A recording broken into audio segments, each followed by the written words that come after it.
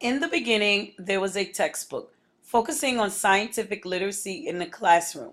My name is Kenya Bowman, a fifth grade science and math teacher at Ryder Elementary, located in the Canarsie section of Brooklyn.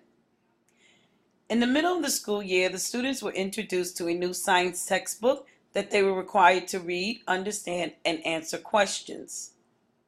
When the students were given assignments, particularly the homework assignments, most of the answers were incorrect or they simply copied from the textbook. The test scores were low, which led to lower final grades. Here, the students did fare a little better with the classwork assignments, but they still were not on grade level. So I had a conversation with the ELA teacher about enhancing students' comprehension of the text, and she gave me some close reading strategies that they use in ELA, which is determining confusing vocabulary, highlighting interesting facts and details, and questioning the text. I chose to focus on questioning the text as a means to comprehend the text better. So my problem of practice is how might we enhance students' comprehension of science texts? What I noticed when I approached the students on utilizing the strategy of questioning the text is many of the students asked questions that could be answered if they simply reread the text. The students were not writing questions, they were just not participating in the activity, and many of the students just rushed through reading the text. So my solution was to provide students with a template that slows down their reading, requires them to reread the text, and also requires them to ask questions by participating in completing this graphic organizer.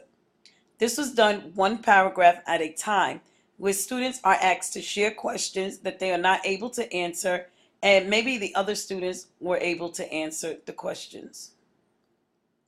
Here, the student asks, how are ecosystems being affected? And the student's response is hundreds of ecosystems are being destroyed by acid in the surface and groundwater.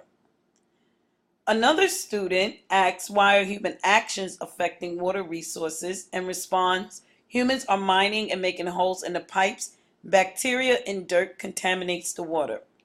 The student also is making predictions based on the reading and synthesizing the information being presented by asking, how are the people going to be affected by unprotected water? And the student responds, humans will probably die because we need water to drink. The results were great. The homework came back with accurate responses. The responses were authentic. They were not simply just copied from the textbook. You can hear the student voice in the responses. And I saw an increase in the test scores as shown here. Also, the students' final grades increased. They were closer to what is considered grade level, which would be a 3.0. Some tips on implementing this in your classroom. You have to be prepared to give students time to reread the text, actually share their responses, and answer the questions. It's best to block the text into paragraphs because that slows down your quick word callers.